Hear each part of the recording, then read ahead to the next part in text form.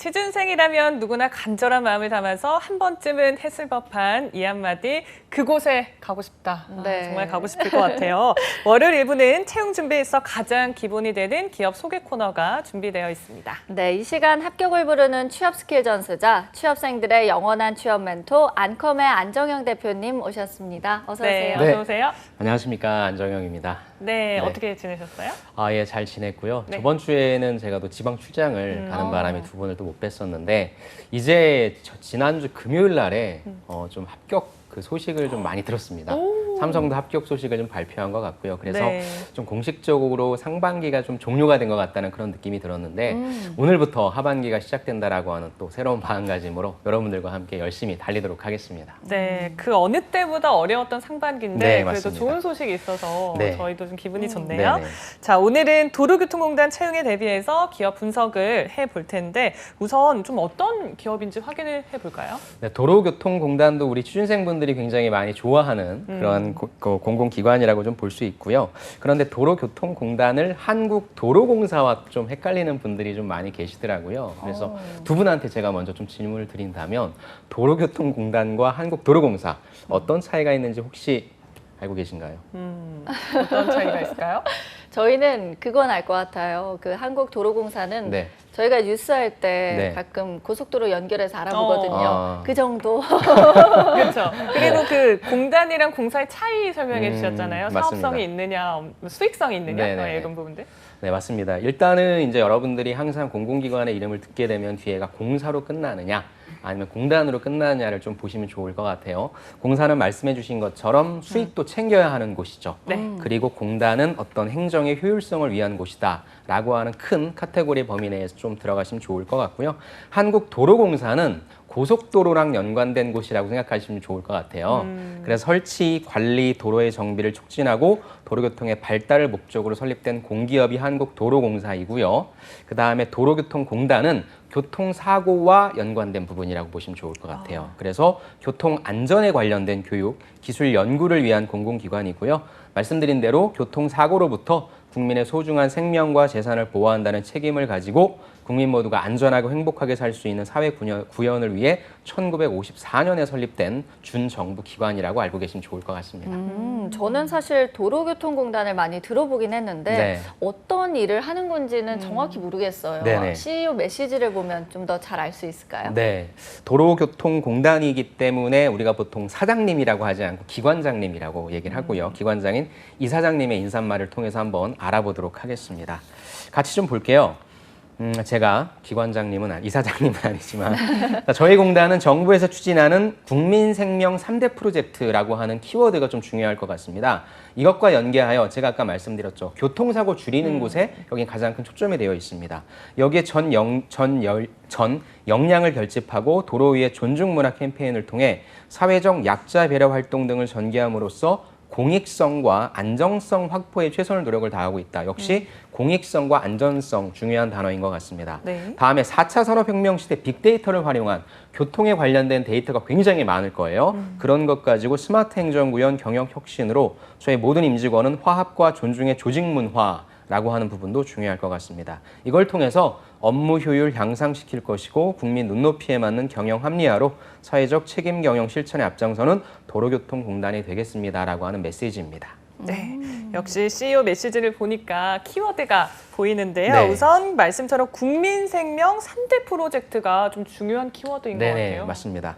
이거에 관련해서 조금 더 제가 설명을 드리면 지금 문재인 대통령이 자살, 산재, 교통사고 등으로 인한 사망자가 매우 많고 경제협력개발기구 OECD라고 하죠. OECD 회원국 가운데 우리나라가 최고 수준의 사망률을 보인다라고 해요. 네. 자살, 산재 교통사고에서. 그래서 이를 안 되겠다. 이를 획기적으로 좀 줄이자라고 얘기해서 국민생명 지키기 3대 프로젝트란 이름으로 이 프로젝트를 진행했고요. 2022년까지 2년이 남았습니다. 네. 그 숫자를 각각 절반으로 줄이겠다는 계획을 발표했다라고 합니다. 그래서 내용을 보면 자살 예방 국가행동 계획, 그 다음에 교통안전 종합대책, 그 다음에 산업재해 사망사고 감소 대책이 이에 해당되고요. 여기 도로교통공단은 교통안전 종합대책, 이쪽에 있어서 포커싱을 맞춰서 사망자 수를 줄이기 위해서, 사고 수를 줄이기 위해서 노력하고 있는 곳이다라고 큰 관점에서 좀 이해해 주시면 좋을 것 같습니다. 그러면 저희가 이 국민생명지키기 3대 프로젝트를 통해서 어떤 사업을 좀 구현하고 있는지도 알아볼까요? 네, 이게 정책적으로는 좀 딱딱한 내용일 수 있는데 우리가 이제 일상생활에서 조금씩 변화하고 있다라고 하는 걸 여러분들이 느끼실 수 있을 거예요. 먼저 첫 번째입니다. 첫 번째 같이 보시면 차량 소통 중심의 도로 통행 체계를 차량 중심에서 사람 중심으로 변화한다라고 하는 거죠. 이 부분은 뭐 예를 들어서 뭐 육교를 없앤다라고 한다거나 다양한 것들 우리 생활에 있어서 여러분들 느끼실 수 있을 거고요. 이를 통해서 2022년까지 교통사고 사망자 수를 절반으로 줄이겠다라고 하는 큰 목표를 갖고 있습니다. 그 다음에 보행 중 사망을 예방하고 보행자 안전 강화하기 위해서 교통 체계를 역시 보행자 중심으로 개편한다는 겁니다. 그래서 언제부턴가 원래는 시내 그 도로는 60km가 그거 기준이었거든요. 그런데 네, 맞아요. 50km로 줄어들었어요. 네. 제가 연합뉴스로 올 때 광화문 사거리를 지나는데 거기에 딱 그 카메라가 있지 않습니까? 네. 언제부턴가 50으로 바뀌어 저도 좀 깜짝 놀랐거든요. 어. 그래서 이런 것들이 다 이런 체제의 일환으로 바뀌고 있다라고 여러분들이 이해하시면 될 것 같아요. 그다음에 요즘 한창 많이 이슈가 되고 있는 교통약자를 보호해야 된다라고 해서 어린이라든지 노인 보호구역의 지정, 즉 이러한 사망 사건 아니면 교통사고 사건이 계속 발생하고 있기 때문에 어떻게 하면 이런 걸 줄일 수 있을까에 관련된 부분을 당연히 연구하겠죠. 그래서 뭐 보호구역을 지정한다라든지 안전시설 보강을 지속적으로 실시하고 있다라고 하는 부분인 거고요. 그다음에 사업용 차량 운전자분들 생업이기 때문에 어떻게 보면 좀 과속하실 수도 있고요. 어떤 신호체계를 좀 무시할 수도 있는 그런 상황이 발생할 수 있겠죠. 그래서 그런 부분에 있어서의 안전운행 관행 문화 정착을 좀 도모한다라고 하는 부분인 거고요. 그 다음에 평가하고 잘 지키는 분들한테는 좀 인센티브도 주는 그런 것들을 강화해서 사람 우선의 교통문화 그 확산을 노력하고 있다라고 좀 봐주시면 좋을 것 같습니다. 네, 이렇게 교통안전 종합대책 짚어주셨고요. 그럼 본격적으로 도로교통공단에서 좀 어떤 사업들을 추진하는지도 알아볼까요? 네, 크게 5가지 사업을 진행하고 있고요. 그 전에 제가 두 분한테 좀 질문을 드린다면 네. 두 분은 운전면허증을 가지고 계신지? 가지고 있냐고요? 네. 저는 1종 있습니다. 아, 1종. 일종 와. 네, 크롬 몰았어요. 나중에 혹시나 생업을 위해서 네.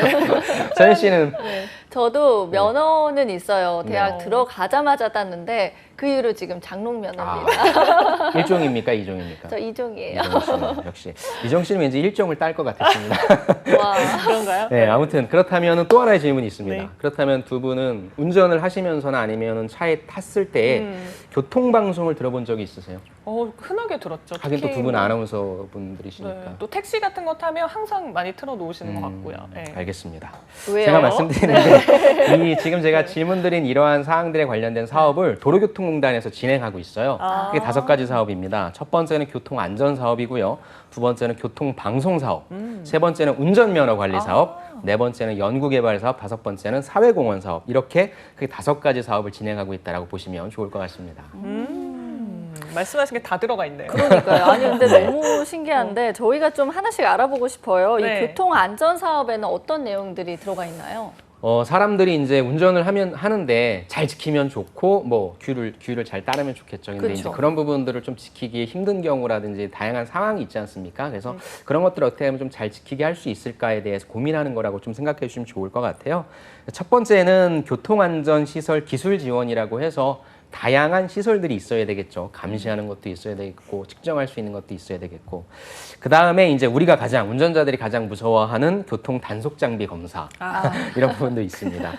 그 다음에 우리가 항상 막히는 곳들이 있을 거예요. 그래서 항상 많이 연구하는 것이 어떠한 신호 체계를 잡아야만 가장 효율적으로 운영할 수 있을 것인가. 그래서 아까 제가 초반에 말씀드린 대로 빅데이터 관련해서 가장 많이 쓰일 수 있는 곳이 이쪽일 것 같습니다. 그래서 신호 체계 기술 운영 및 신호 연도와 관련된 부분도 있고요. 그 다음에 교통 과학 장비 운영 관리 관련된 부분. 그 다음에 제가 또 말씀드리고 싶은 게 교통사고가 잦은 곳 등이 항상 있습니다. 그래서 이런 곳 등에 관련해서 어떻게 하면 이쪽에 사고를 좀 줄이면서 환경을 개선할 수 있을지에 대한 도로교통 환경 개선에 관련된 일이고요. 그 다음에 GIS 기반 도로교통사고 통합 DB 구축 및 운영이라고 해서 앞으로 여러분들이 들어가셔서 하시게 될 일이 이쪽에 관련된 일들이 좀 많을 것 같습니다. 그래서 크게 이쪽에 관련된 교통 안전 사업에 관련된 일들이 있다라고 이해해 주시면 좋을 것 같습니다. 네, 진짜 다양한 사업들을 하고 있네요. 그러게요. 저희가 쉽게 알 수 있는. 자, 그리고 다음 사업은 사실 저희 아나운서에게도 굉장히 친숙한 것 같아요. 교통 방송 사업이네요. 그런데 여러분들이 교통방송 하면은 네. TBS라고 맞아요. 알고 네. 계시잖아요. 예. 네. 근데 이 TBS와 좀 헷갈리는 분들이 또 계실 것 같아요. 다른가요? 여기에서 운영하고 있는 건 TVN입니다. TVN이라고 해서 여러분들이 서울 지역에만 방송되고 있는 TBS로 헷갈리시면 좀 안 될 것 같고요. 네. 여기 이제 전국 체계의 TVN이라고 하는 교통방송입니다. 그래서 절대 헷갈리시면 안 됩니다. 전국 11개 FM 교통방송국이 있고요. 16개 중개소로 운영하고 있다고 합니다. 그래서 각 지역 실정에 맞는 신속하고 정확한 교통 정보를 제공하고 있고요. 또 특히나 이번에 비도 많이 왔잖아요. 네. 이렇게 재난이라든지 재해 때 가장 중요한 게 교통방송입니다. 그래서 국민의 안전을 지키기 위한 프로그램들을 편성해서 공익방송의 사회적 가치를 실현하고 있다라고 하고요. 유일하게 없는 지역이 한 군데가 있대요. 그 지역이 어디냐면 충북이라고 합니다. 그래서 충북 쪽도 2022년 그 정도쯤에 다시 개국을 한다라고 하니까 전국적으로 어떠한 방송국들이 있고 어떠한 내용들을 하고 있는지 TBS와 헷갈리지 마시고 구분해서 한번 알고 가시면 좋을 것 같습니다. 이렇게 얘기 들어보면 또 이 도로교통 관련해서 방송도 좀 여러 가지가 있는 것 같아요. 그러네요. 정말. 네. 그래서 저희가 또 이제 다음으로 알아볼 거는 운전면허 사업인데요. 맞습니다. 저희가 이 얘기 나누니까 또 예전에 시험 봤던 기억이 새록새록 그러니까요. 떠오르면서 네. 뭔가 그때 한 번쯤 이 도로교통공단을 본 것 같은 기억도 나요. 맞습니다. 이 도로교통공단의 어떻게 보면 가장 핵심적인 사업, 가장 많은 매출을 창출하는 곳이 바로 이쪽입니다. 그래서 전국 운전면허 시험장을 운영하고 있고요. 공정한 면허시험 관리, 국민 편익 증진을 위한 면허 서비스 개선으로 더욱 믿을 수 있는 운전면허 발급에 힘을 쏟고 있다라고 보시면 좋을 것 같습니다. 그래서 아마 여러분들이 이번에 가장 많이 뽑는 쪽이죠. 일반 행정 쪽이라고 한다면 아마 이쪽 운전면허 시험장에서 근무를 하시게 될 텐데 어떤 일을 하는지 조금 더 디테일하게 들어가셔서 보시면 좋을 것 같습니다. 네. 자, 그리고 또 다른 주요 사업은 연구 개발입니다. 어떤 연구들을 하고 있어요? 연구개발이라고 하는 부분은 당장에 우리가 무엇인가를 사업을 운영해서 매출을 일으킬 수 있는 그런 쪽은 아닌 것 같고요. 향후에 우리가 어떤 방향으로 나아가려고 하는지에 대한 큰 방향을 잡는 데 되게 중요한 쪽일 것 같습니다. 그래서 크게 세 가지를 진행하고 있다고 보시면 좋을 것 같아요. 첫 번째는 정책 연구 분야입니다. 교통 선진화를 위한 도로교통 관련 법령 및 제도 개선. 하나 정해놓은 게 계속 갈 수는 없겠죠. 계속적으로 변화해야 되겠죠. 그래서 그런 부분들을 연구하고 있다고 보시면 좋고요. 두 번째는 교통공학 연구 분야라고 해서 다양한 시설들, 장비 등에 관련된 연구 개발이 있어야 되겠죠. 그다음 마지막으로는 가장 중요한 것 같아요. 앞으로 자율주행차가 만들어진다고 합니다. 그렇다면 이 자율주행차가 만들어졌을 때 어떠한 교통 환경을 만들어야 될 것인가에 대한 시뮬레이션을 당연히 하겠죠. 그다음에 자율주행차라고 한다면 운전면허를 따야 되는 겁니까? 안 따야 되는 겁니까? 등등에 관련된 그런 부분들, 네. 법과 제도 등을 연구하는 쪽이다라고 보시면 좋을 것 같습니다. 이 자율주행이 또 다른 좀 숙제를 안겨줄 네, 것 맞습니다. 같아요. 그러네요. 네, 저희 그러면 마지막으로 사회공헌 사업도 알아보려고 하는데 아무래도 공단이니까 좀 중요하지 않을까 싶어요. 네, 맞습니다. 사회공헌 사업은 도로교통공단은 크게 두 가지로 좀 볼게요. 먼저 공단의 성격을 가지고 있는 사회공헌 사업입니다. 공단 미션과 연계한 공헌 활동으로서 첫 번째는 사회적 약자를 위한 면허 취득, 상담 및 지원 사업이고요. 두 번째는 교통사고 피해자, 그 가족분들을 돕는 그런 활동도 하고 있다고 합니다. 그다음 장애인 지원센터도 운영하고 있고요. 또 교통 취약계층의 교통 안전 교육이라고 하는 부분도 중요할 것 같습니다. 또 교통 안전 장구를 지원하거나 방송을 통한 사회 안전망을 구축하고 있고요. 두 번째는 일반적인 공공기관들이 하고 있는 사회 공헌 활동이라고 보시면 좋을 것 같습니다. 그래서 지역 소외계층을 위한 상생 공헌 활동이라고 해서 어떤 내용인지 여러분들이 또 알고 가시면 좋을 것 같습니다. 네. 이렇게 우리나라의 안전한 교통을 위해서 애쓰고 있는 도로교통공단 지금 채용을 진행을 하고 있습니다. 어떤 분야에서 몇 명 정도 채용을 하는지 저희 채용 공고 함께 살펴볼까요? 네, 본격적으로 좀 살펴볼게요. 타이틀은 2020년 도로교통공단 NCS 기반 신규 직원 채용 공고라고 해서 NCS 기반이 이제 아무것도 보지 않고 직무 능력만 보겠다라고 판단하시면 좋을 것 같고요. 시청자분들이 가장 많이 지원하실 신입직으로 보면 일반직과 이전 지역으로 되어 있고요. 교통안전부터 일반 행정까지 직무이 되어 있는데 아무래도 가장 많이 뽑는 쪽은 일반 행정이 26분이고요. 교통안전 쪽이 16분이라고 해서 일반적으로 모든 공기업들을 작성하시는 분들이 쓸 수 있는 곳이 가장 많이 열려 있고요. 도로교통공단이라고 해서 교통 쪽에 조금 포커싱된 분들이 쓸 수 있는 쪽이 그 다음으로 열려 있어서 이렇게 좀 보시면 좋을 것 같습니다. 그 다음에 보니까 전국적으로 좀 퍼져 있습니다. 대신에 네. 여러분들이 근무하시게 되는 그 직무가 그 전국적으로 어디냐에 따라 조금씩 상이하니까 그건 아마 부침 1에 있을 거예요. 제가 뒷부분에 말씀드리긴 할 텐데 내가 어디에 들어가서 어떤 일을 할지 또 내가 지역을 정하게 되면 또 바꾸기가 힘들거든요. 그런 전략들을 좀 잘 세워보시는 게 중요할 것 같습니다. 네, 그러면 저희가 신입진 기준으로 해서 채용 조건이 어떻게 되는지도 알아볼까요? 네, 이번에 신입직은 채용형 인턴으로 뽑습니다. 인턴 기간은 3개월 내외고요. 인턴 기간 종료 후에 평가 결과 등을 반영해서 정규직으로 전환이 되는데 여기 나와 있는 건 좀 보수적으로 잡으신 것 같아요. 80% 이상을 좀 뽑겠다. 평가 결과가 현저히 낮은 경우만 좀 제외하겠다고 했는데 2015년도부터 4개년 동안 보니까 100%입니다. 100%니까 여기에 뽑히면 합격한다라고 보시면 좋을 것 같습니다. 인턴 기간 동안의 월급별을 보니까 179만 5,400원까지 상당히 보수를 지급한다라고 나와 있고요. 네. 요거 좀 보시고 여러분들이 채용형 인턴은 체험형 인턴과는 조금 달라요. 실질적으로는 인턴이라기보다는 준비된 분들이 들어가시는 구조니까 너무 걱정하지 마시고 일반 여러분들이 정규직 지원한다고 생각하시고 지원해 주시면 좋을 것 같습니다. 네, 그럼 어떤 분들이 좀 지원을 할 수 있는지 자격 사항도 짚어주시죠. 네, 블라인드 채용이다 보니까 가장 큰 연령 제한은 없습니다. 대신에 위로는 있어요. 만 60세 미만인 분들만 지원할 수 있는 그런 거고요. 최종 합격자 발표 후에 여러분들이 입사 예정일로부터 근무가 가능하시면 괜찮습니다. 또 남자의 경우에 병역을 필요했거나 면제이신 분들은 가능하다고 보시면 좋을 것 같습니다. 네, 이게 또 블라인드로 진행이 되니까 아무래도 지원서를 작성할 때 좀 주의해야 할 것들이 있을 것 같아요. 네. 어떤 게 있을까요?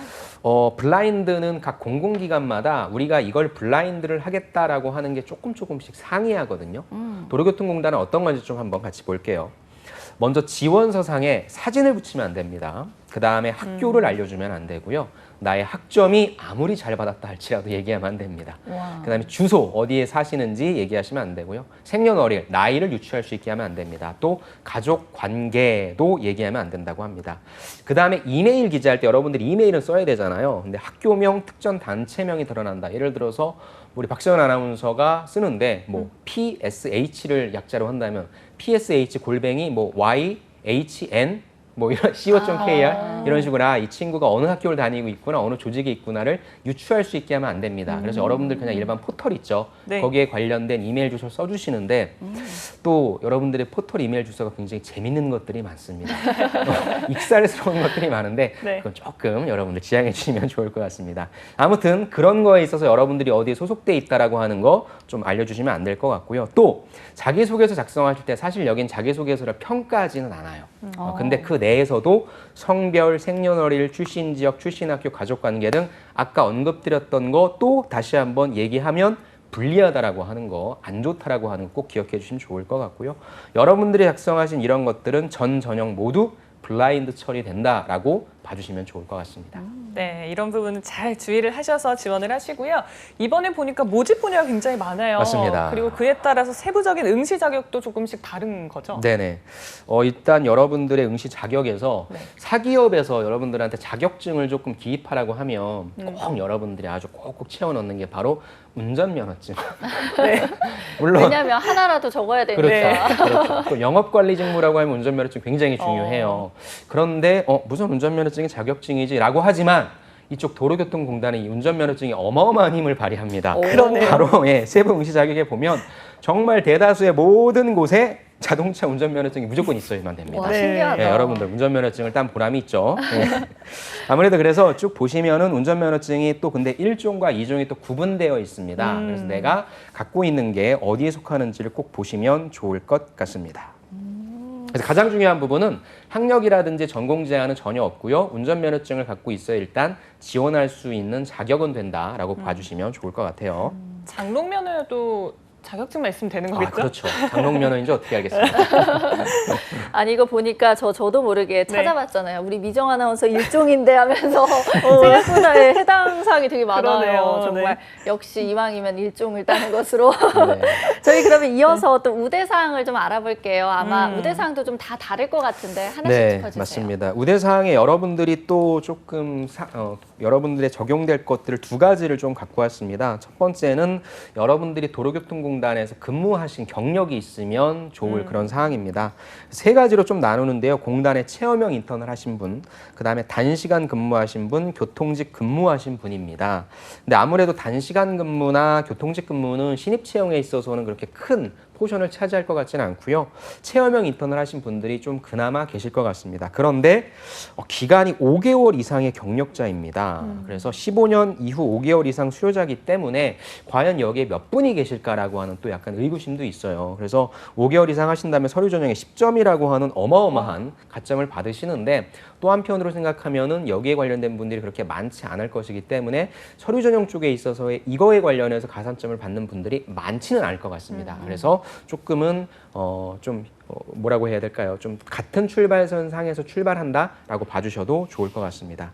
두 번째 말씀드릴 거는 이제 공통 우대 자격증이 있어요. 그래서 제가 마지막 말미에 여러분들이 지원하실 분야에 있어서의 자격증을 소개시켜 드릴 텐데 그거 플러스 우대 자격증이 있거든요. 이게 무엇인지 보는 게 좀 중요할 것 같습니다. 그래서 공단이 인정하는 기본 자격증 소지자인데 교통, 토목 등등, 정보 처리, 그다음에 도로교통 사고 감정사 등등 옆에 비고란이 중요할 것 같습니다. 복수 인정되는 것이 있고 복수가 불인정되는 것이 있는데 아마 일반 행정 쪽에 지원하시는 분들은 밑에서 세 번째 줄부터 국어 능력 인증, 그다음에 KBS 한국어 능력, 한국 실용 글쓰기 검정 등등은 복수 인정이 된다라고 하는 겁니다. 그래서 이게 채용 분야별로 여러분들이 지원하실 수 있는 자격증이 있는데 그거 플러스 가점을 받는 자격증이 있으니까 아무래도 저는 이 도로교통공단은 자격증 보유의 싸움이 되지 않을까라는 생각이 듭니다. 그래서 여러분들이 관련된 자격증을 어떤 것을 보유하고 있는지 이 관점을 꼭 한번 꼼꼼히 체크해 보시고 지원해 보시는 게 좋을 것 같습니다.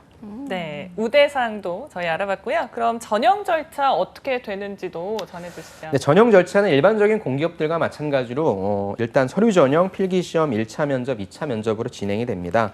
서류 전형 같은 경우에는 NCS 기반의 서류 심사를 통해서 20배수를 뽑는다라고 합니다. 그래서 20배수에 해당되는 분들만 지원하시진 않을 것 같아요. 네, 지금과 같은 경우에 또 채용도 굉장히 좀 씨가 말라 있어서 네. 여러분들이 많이 지원하실 거, 운전면허증은 또 거의 갖고 계시니까 지원을 많이 하실 것 같습니다. 그래서 여기에는 아까 말씀드린 것처럼 자격증과 또 어학 점수가 좀 포함되어야 돼서 그 싸움이 좀 돼야 될 것 같고요. 그걸 통과하시면은 필기 시험을 통해서 3배수만 추립니다. 그래서 필기가 가장 중요한 그런 단계다라고 보시면 좋을 것 같고 1차 면접과 2차 면접을 통해서 여러분들 일반적인 공기업 형태다라고 봐주시면 좋을 것 같습니다. 네. 그렇다면 이 도로교통공단에 지원하는 분들이 좀 이건 주의하면 좋겠다 하는 내용들이 있을까요? 네, 그 주의사항이 나와 있으니까 제가 좀 같이 좀 읽어드릴게요. 일단 여러분들이 뭐 알아서 잘 지원을 해주시겠지만 제가 초반에 말씀드렸죠. 어느 지역을 선택할 것인가. 이제 여러분들 입장에서는 그래도 경쟁률이 조금 덜한 곳으로 지원하겠다라는 아무래도 전략이 당연히 있으시겠죠. 그런데 여러분들이 정하신 권역에서 최소 5년 이상을 근무하셔야 된다라고 하는 점, 그건 좀 염두해 주시면 좋을 것 같고요.